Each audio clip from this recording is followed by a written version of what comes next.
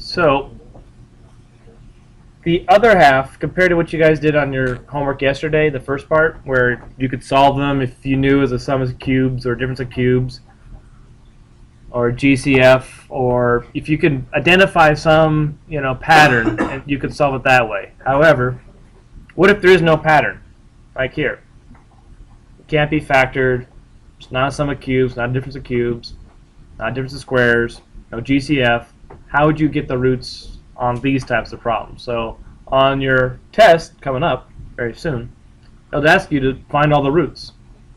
And you have to decide, well, if it's a sum of cubes, it'll be really fast if I just use that method. But if it's not, you have to use another method. And what I'm about to show you is kind of like the beginning of that method. It's kind of like a 2-day thing. And the first part, right here, is going to be the rational root theorem. And that'll give you a list of possible rational roots. And it only gives you the possible rational roots. It could be irrational roots, like 3 plus or minus 13, or root 13 over 5 or something. Or it could be imaginary roots. This won't give you any of those possibilities, but it'll give you a list of possibilities, like 1, 1/2, 1/3, 5. It can give you a list of, well, if I had to start guessing, here's some numbers I'd use. Okay, you remember on your T-chart, you plugged in -5, -4, -3, -2, and you just saw, okay, this one is 0. Like randomly, all of a sudden a 0 might have popped up. This will be a little bit easier using this method because it'll give you numbers that you should actually try. Instead of plugging in all the numbers, you can just plug in a few from the list. If you had to refer to the book, this is from 6-9. Okay. So basically the rational root theorem says it gives you a list of rational possibilities for your zeros. And what you do is you take all the factors of the last number, the constant, and you put it over all the factors of the leading coefficient, whatever's in front of the highest exponent. And that will be a list of possible positive and negative rational roots. Okay. So one way to organize all this is just to list all the possibilities, all the factors of right here, like 1, which is just plus or minus 1, and all the factors of the leading coefficient. In this case, it's going to be 1 and 2. So all the factors of 1 is 1, all the factors of 2 are 1 and 2. And then just make a fraction out of each one of them. So 1 over 1 equals, plus or minus 1. 1 over 2 equals plus or minus a half. So we know for the possible rational roots, they have to be either 1, -1, positive 1/2, or negative 1/2. Now keep in mind, there's only 3 total roots. It's a third-degree polynomial. So it doesn't mean that these are the roots, but these are possibilities. So instead of doing negative, in a T-chart, plugging -5, -4, -3, and so on to 1, 2, 3, 4, 5, 6, you should probably just start with 1, and then -1, and then a half, and -1/2. Don't try all those other numbers. So it gives you a starting point.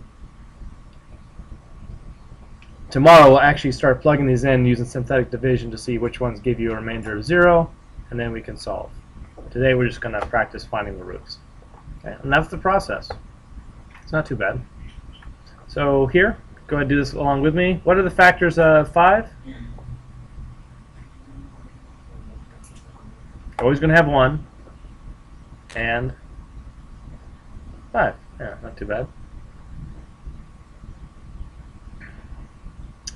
What are the factors of 5 right here? Yeah, same thing. 1 and 5. We just have to find all the combinations of 1 and 5. Now, do you actually have to make this chart? No, but it does help you not miss one thing. And this is like one of those one-point questions, like your list is correct or not. If you leave off one thing, it's a 0, because it's not really helpful unless it's complete and correct. You can't say, "Oh, I got half the list correct." Well, that doesn't help any. It's like not having the whole list and not having anything at all. So you have to have the whole list correct. So 1 over 1 is 1. 5 over 1 is 5. 1 over 5 is 1/5. And 5 over 5 is 1, which we already have, so we don't have to list it again. So you could just list just like this would be fine. This is how I'd want to see your answer. Just a list like this. So you can make the chart, make the table if you can, but just realize it's very little work and it pretty much gives you the right answer every single time, so it's kind of worth it. Alright, good. Let's do 3. Okay. Factors of 18. So you can see the more factors that the number has, the more answers you'll have. So what are the factors of 18? Okay, start with 1. Let's do these in order as well. So, yeah, 2, 3, 6, 9, and 18. Good. What are the factors of 1? 1. Ah, nice. So 1 over 1 is 1. 2 over 1 is 3 over 1 is, yeah, so this is our list. So if you ever have a leading coefficient of 1, you really just have to write all the factors of the constant, because anything over 1 is going to be that anything. Okay. All right, let's see here. Let's change this number 4 and make it a 2x to the third.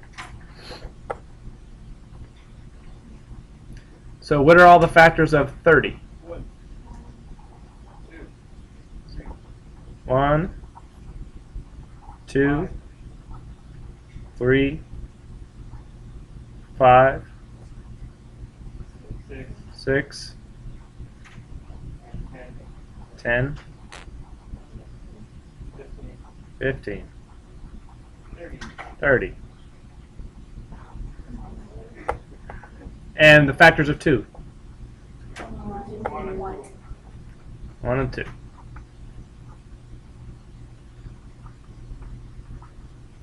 So here you can see kind of a limitation of this. If there are a lot of factors, I mean, does it really save us that much time? Maybe, maybe not. It's actually seems kind of cumbersome.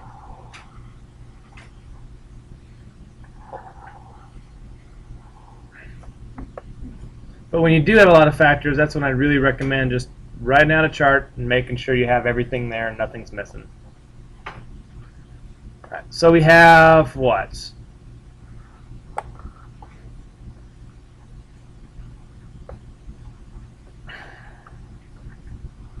We have 1 over 1, which is 1. 2 over 1. Yeah, so we have the same thing where all the over 1s are just the same. And then, second row, we have a lot more.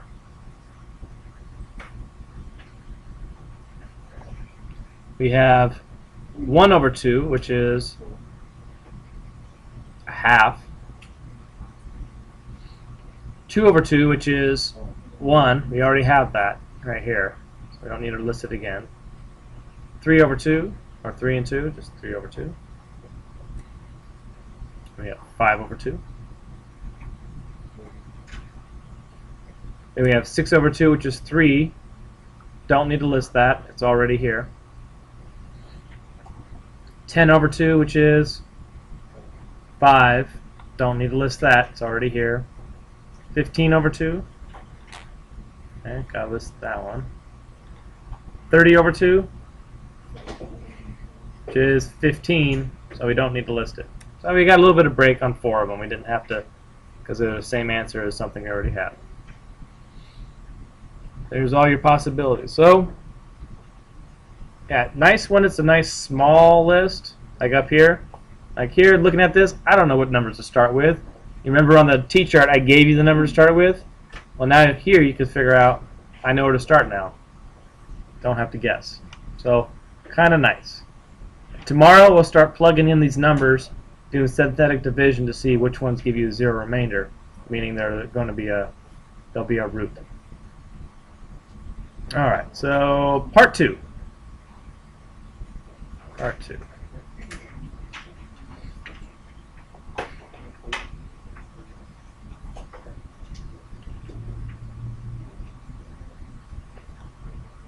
All right, so second part is called the Descartes rule of signs. That's the second half here. Okay, and this is from 6-8. And this is kind of like the discriminant of polynomials. It'll let you know how many, well, discriminant, just review, was, if the discriminant was 0, there were one real root. Discriminant was positive, there's 2 real roots. Discriminant was negative, there's 2 imaginary roots. So this is kind of like the complement to it. One thing that's different is it doesn't tell you exactly how many roots there are and what kind they are. It tells you what's possible. It's kind of like the rational root theorem, the one we just went over. This tells us what are the possible roots. It doesn't tell what they are. So what you're going to get from each of these is how many possible imaginary roots are there. Okay, so you have a list of how many possible imaginary roots there are, how many possible positive roots there are, and how many possible negative roots are there. So you have this kind of list of 3 things for each of these. Okay, the imaginary is the easiest because they always come in what? Pairs. So if there are 3 possible roots, how many possible imaginaries are there?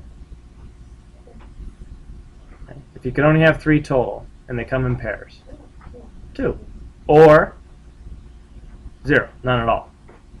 But you can't have 3 imaginary roots. You can't have 1 imaginary root. So you go to the closest even number below the degree. And then since they're always in pairs, you count down by 2s. Okay?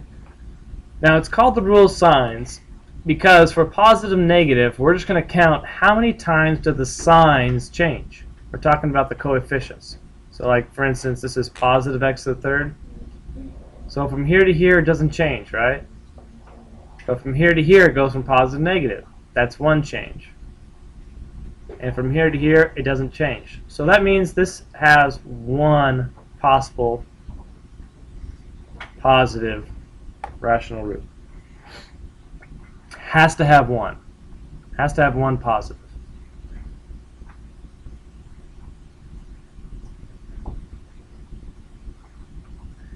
How do you find out how many possible negatives? Okay. You actually have to plug in f of negative x. Some of the signs will change, and then you do the same thing all over again. So if we plug in f of negative x, we get this. Okay, again, negative x to the third plus 2 times negative x squared minus 13 times negative x minus 30.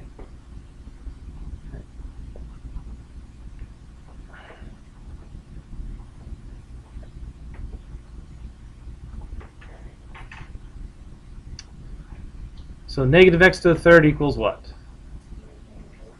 Negative x to the third, yeah. Plus 2, negative x squared is positive. Negative 13 times negative x, positive 13x. And then the minus 30 doesn't change. Alright, now we count the sign changes. How many are there? So, 1 right here. No. And no. Oh, yes. Sorry. Yeah. So 2 sign changes. So possible negative, it can be 2. And again, it could also be 0. Count down by 2.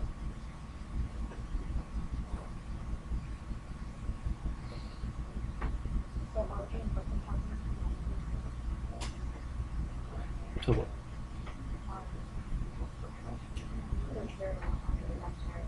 mm-hmm. No. So what does this mean? What does this mean? This is important. I'm going to rewrite this list a little different. You don't have to do this. All right. But for sure, we have one positive. We have one positive for sure. Imaginaries that are possible could be 0. Now, if I have 0 imaginary and 1 positive, how many negatives would I have to have? Because it's a third degree, you have to have 2. Because the number has to add up to the degree. Now, what if I had 2 imaginary?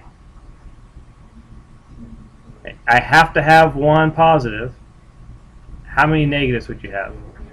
0. And I think that's it. Yeah. So what this list is a list of all the cases. This is like, imagine this is like case 1. This is like case 2. It's all the possibilities. Like I have 0 imaginaries, that means I have to have 1 positive, 2 negatives. Or if I had 2 imaginaries, I'd have 1 positive, no negatives. And that's why you see these are counting down by 2. It all has to do with the imaginaries coming in pairs. And that's why when I get 1 here, it doesn't go to 0 because it can only count by 2s. You can't go to -1. You can't have negative results. Okay? So always counting by 2s. Let's do a few more together. Go to 6 right here. Okay. So just to start off, how many imaginaries are possible? 4 or 2, they come in pairs, or 0. So it's this, you just take the degree, take the closest even number below that. So I could have, 4 imaginaries, 2 imaginaries, or 0. They always come in pairs, or you don't have them at all. Now that's the possibilities. How many positive? Okay, let's count the sign changes. Okay. Nope. Yes. Positive, negative. Nope.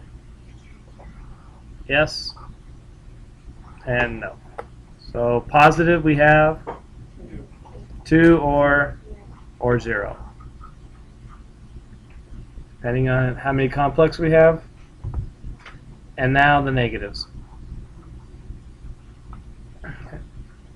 Plug in f of negative x. Now, if you don't like the plugging of the f of negative x, it's a little confusing. Another way of looking at it is that it just changes the signs of all the odd exponents. So the odd exponents, the signs will change. Because with even, as we did in the last one, we had negative x squared. That's just x squared. Well, negative x to the 4th, that's x to the 4th. So even exponents don't change, and the constant doesn't change. That's another way of looking at it. Whatever one works better for you. But the odd exponents are the ones that actually change. So we have negative 4x to the 5th.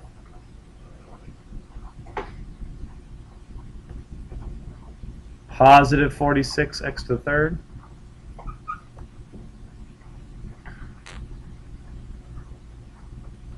Minus 126x. Okay. And now, how many sign changes are there? Got 1, 2, and 3. Okay, so we can have 3 or 1, always counting by 2s.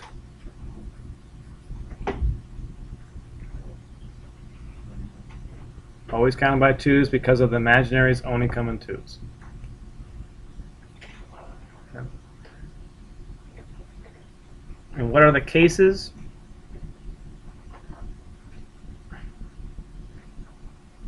What are the cases here? Okay, if I had 4 imaginaries, what would be the possibility? I had only 4 imaginaries. I can only have 2 or 0 positives, so I'd have 0 positives and 1 negative. That adds up to 5. If I had 2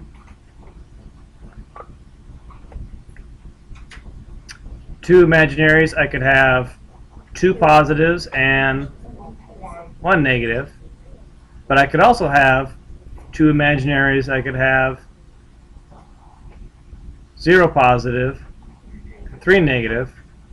Or I could have 0 imaginaries and have 2 positives and 3 negatives.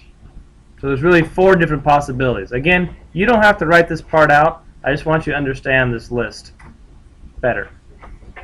Why is the whole thing subtracting by 2s? It's because of this imaginary problem where they only come in pairs, so we see things that are 2 apart. But yeah, 4 imaginaries, 1 negative, and so on.